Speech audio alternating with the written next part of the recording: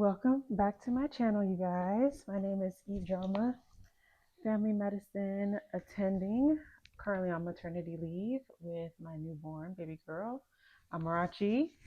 Thank you, Auntie Rose, for this sweater.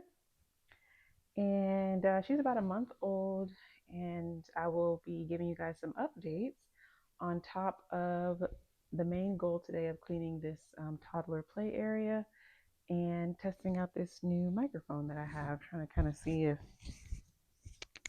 it's something that I like for better sound quality. Um, so yes, without further ado, let's do it. I'm going to start over here because this bag is supposed to be full of these little blocks. And I will start by telling you guys that my mom's here helping us, and that has made pretty much all the difference this time around. It's just something about having your own mom with you that really makes this process of having a newborn like so much more bearable. Amarachi was born the first week of October. I was 38 weeks and 4 days. Jesus. Oh gosh. Yeah, I was 38 and 4 when she was born. And the day before she was born, I had an OB appointment where I had my cervix checked. That was my first cervical check. That was 2 centimeters. And I'm pretty sure that cervical check is what got the ball rolling on things, because it wasn't until then that overnight that night I started having contractions. That was a Thursday going into a Friday.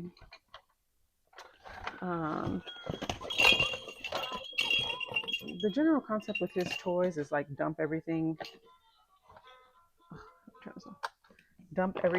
in one place. But there are certain things that have their own place, like all these random musical instruments, these letters and blocks and stuff. So I'm just trying to package everything, and then so everything else can just be dumped in here. But anyways, so this is a Montessori. I'm the only one who knows where everything is supposed to be. Chris literally has no idea. But anyways, I was 38 weeks, and like I was saying, that cervical check, I don't know what she was doing up in there, but of course it was like very uncomfortable. And I feel like once that occurred, like everything, I feel like I'm all over the place. Everything started because overnight that night, I started having contractions, and they were like, it was reminiscent of last time with my son, where I could tell the difference between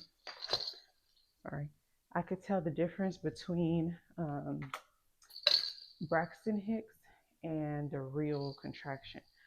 So when I started having that overnight, it actually kind of woke me up going into Friday around like 4, 5 a.m. or so when I started having those. And I just knew, like, okay, this is the real thing. It just happened once, and then like an hour later, it happened again. And so I was like, okay, this is legit. But it was obviously very far apart and manageable. And Friday was procedure clinic, and I really enjoy procedure clinic, and I don't like missing procedure clinic, especially because it was my last procedure clinic of the like until the baby was gonna come. And there's certain procedures that only I do. These are letters and numbers. And then there's also these like Montessori stacking blocks.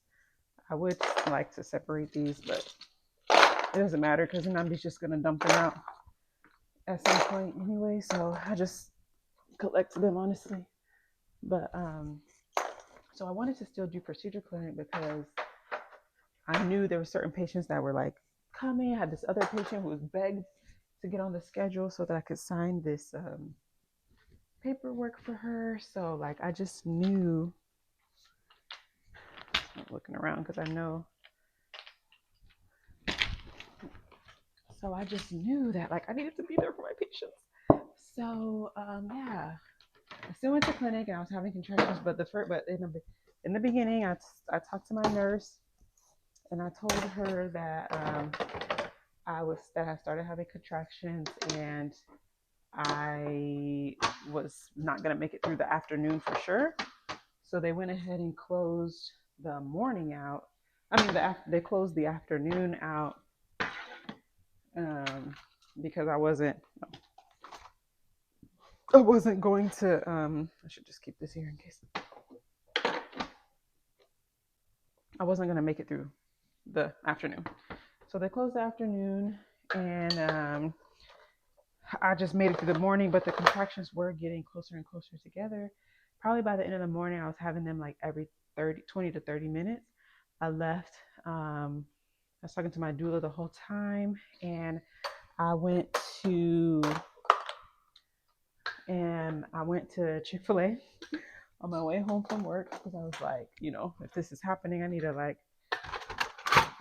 Please select a mode. Hold on.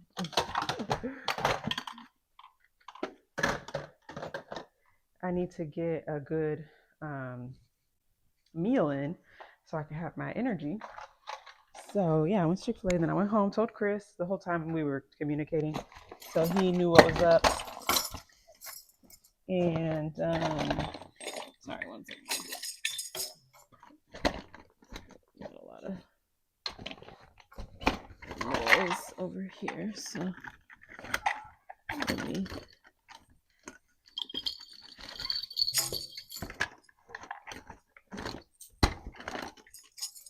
All these musical instruments. Let's go. Is this that? But yeah, so Chris came home. All this time, Namdi's in school. What was that? Namdi's in school, and the plan is my sister-in-law was gonna come over and stay with Namdi for the day and overnight, whatever.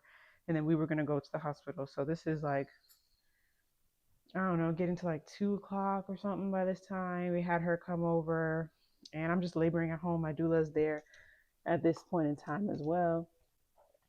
And Chris is like, he comes home and he's like, he sees me eating my Chick-fil-A. He's like, oh, you're just chilling. Why are you talking about like the baby's coming? Like I'm over here like, stressed out. I thought I was gonna come home and you were gonna be like keeled over or something.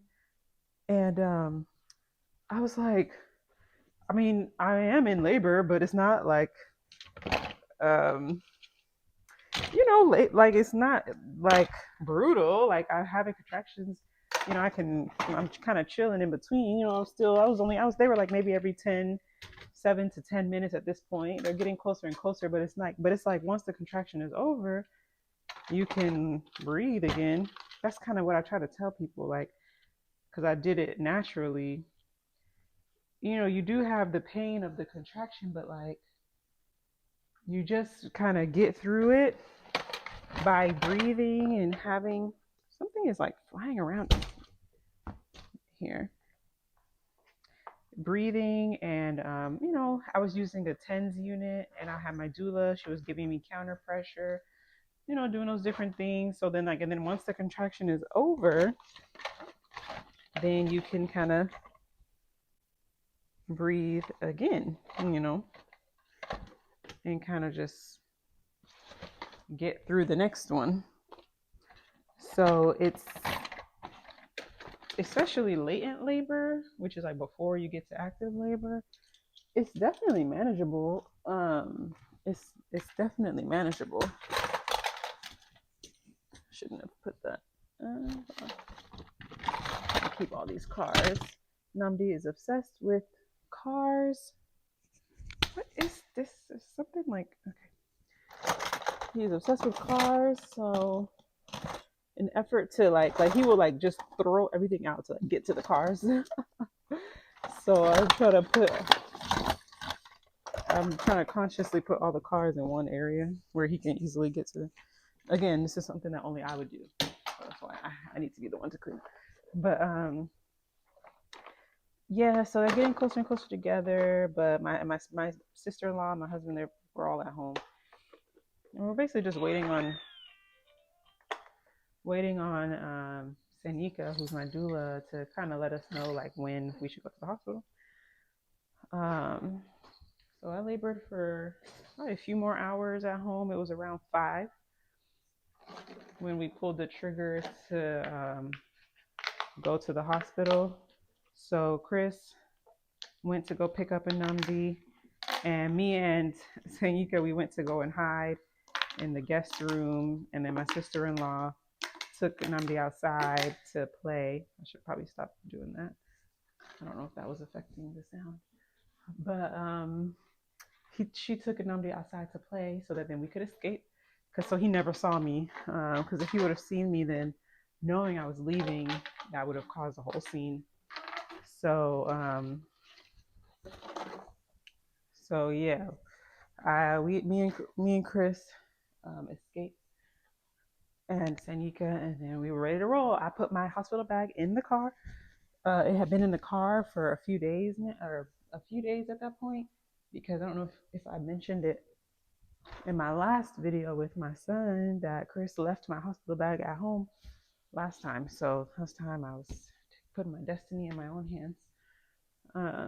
So I get to the hospital, and it's crazy. It's so different this time because with my son, by the time I got to the hospital, I was like in a state of delirium. Like I was in so much pain. I didn't know up from down. And I couldn't even walk. I couldn't even, like, when we got to the hospital last time, let me check on the baby. She's like right here, Sleeping Beauty. And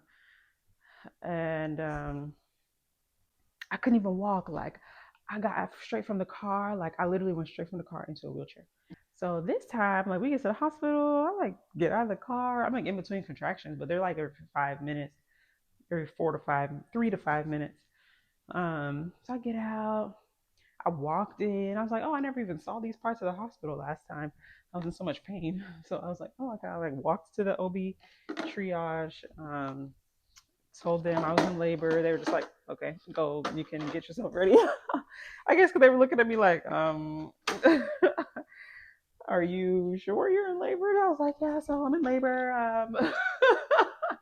I need a room or whatever. I can't remember what I said, but something along the lines of like, yeah, I'm in labor. And I know they were probably like, well, this person doesn't look like she's about to deliver anytime soon. So let's just, they were kind of not really gingered. But then I had a contraction, and I was like, ooh, it really took my breath away. And blah, blah, blah. I get into the triage room. These little shapes go with the bus. I get into the triage room, and I get undressed. Sorry. Let me call this noise down. Okay, and then, sorry, I get undressed. Moving along, they check my cervix. I am 6 centimeters in the hospital.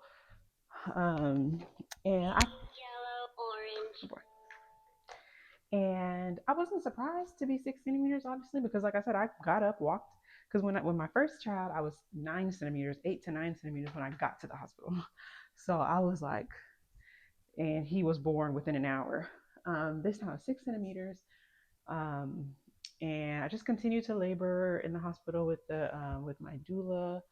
I started to feel rectal pressure, the real rectal pressure, because at first I had felt rectal pressure while I was home, thinking like, I was like, I really feel like I just need to poop, which was exactly what I felt like last time with the Namdi. So I was like, I don't know if this is rectal pressure or if I really need to poop. It literally feels the same for anybody who's never been in labor. It feels like the same thing. So it's very confusing to my body. But that time I actually ended up just needing to poop at home. So this time in the hospital, I'm feeling rectal pressure. This is different. Like, this is like the real deal of rectal pressure. Namdi broke this, so he stuffed these things too far down, so now they can't come up. But I think just one good knife or something would get there, or like a screwdriver. Anyway, what's that?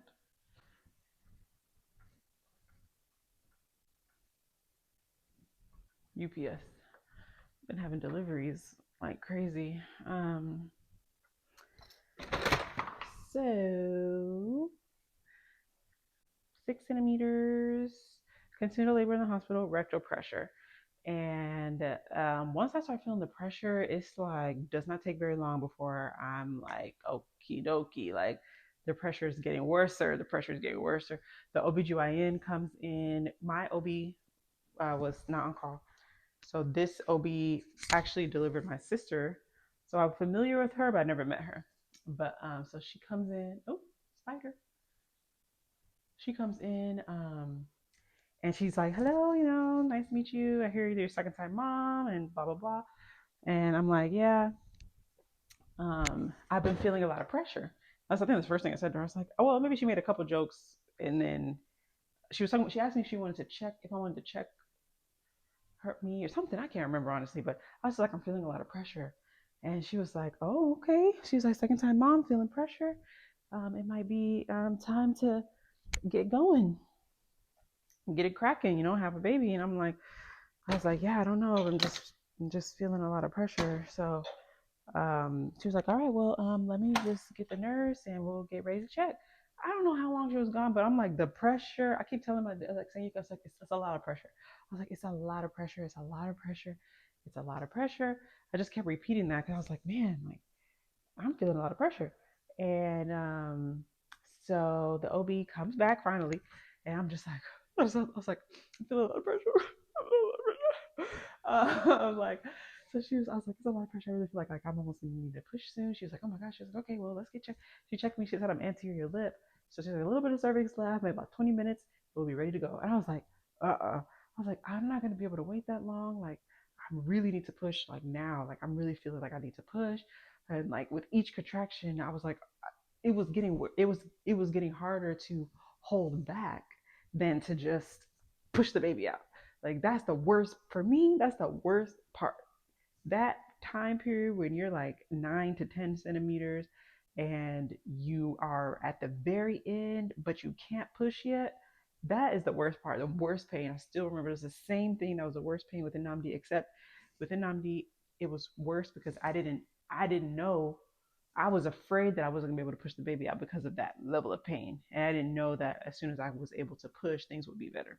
This time around, I was like, I can't wait to push because now I know. So I'm like, I'm in pain, like I need to push, I'm ready to go.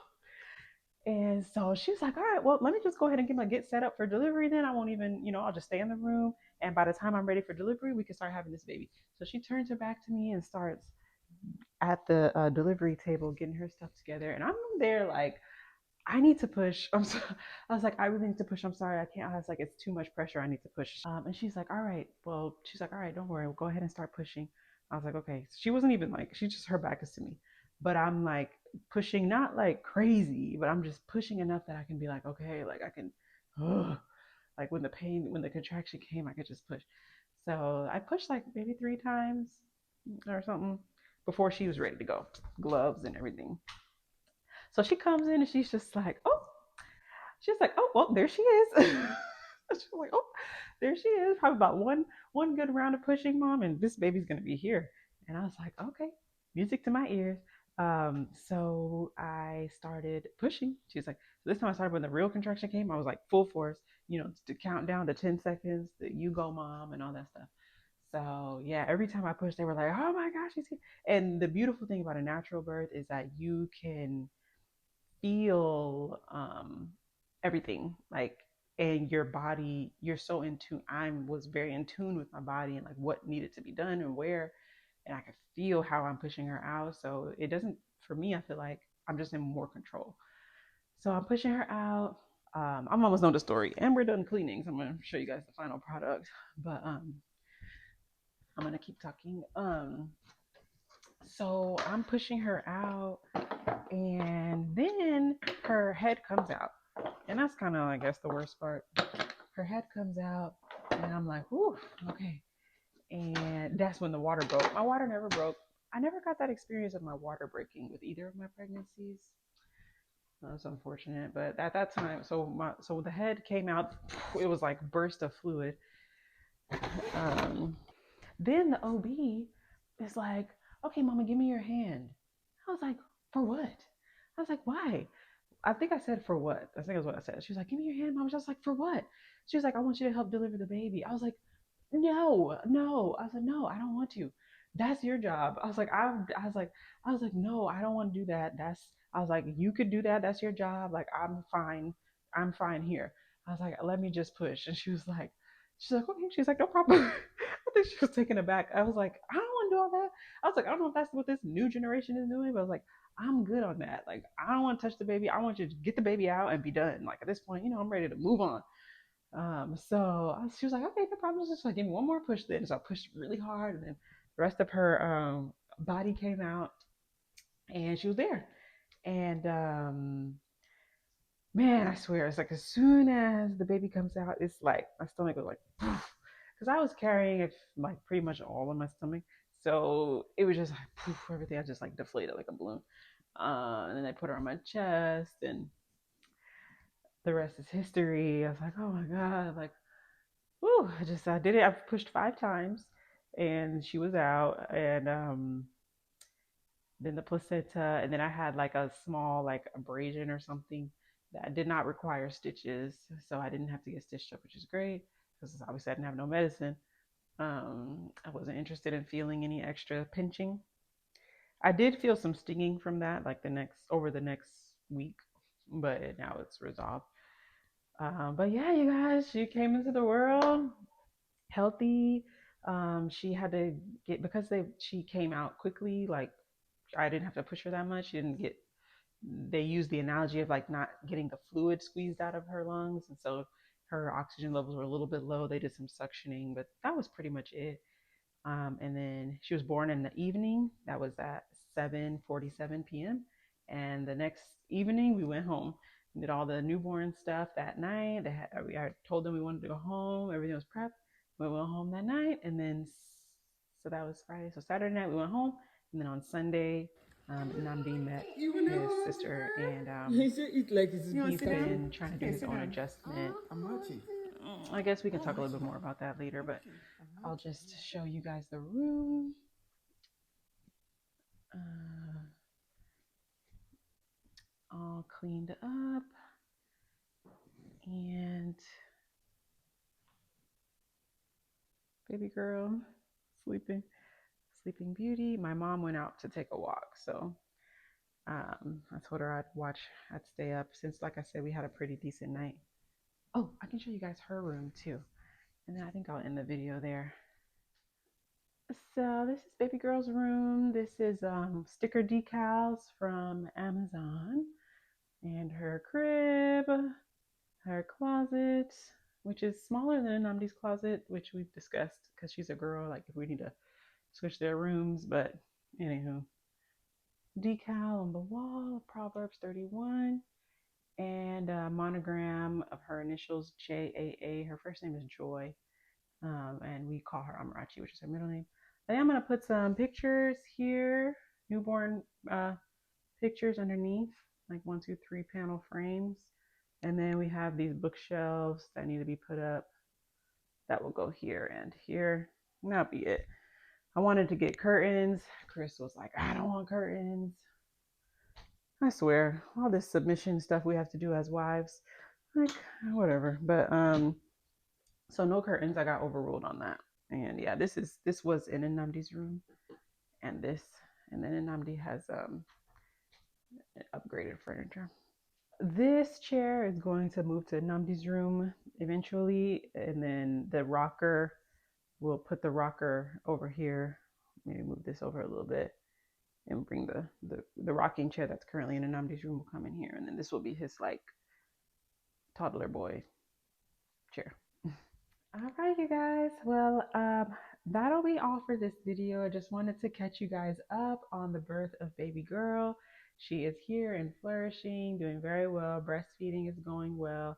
She's sleeping more and more consistently, giving 2 to 3 hour stretches.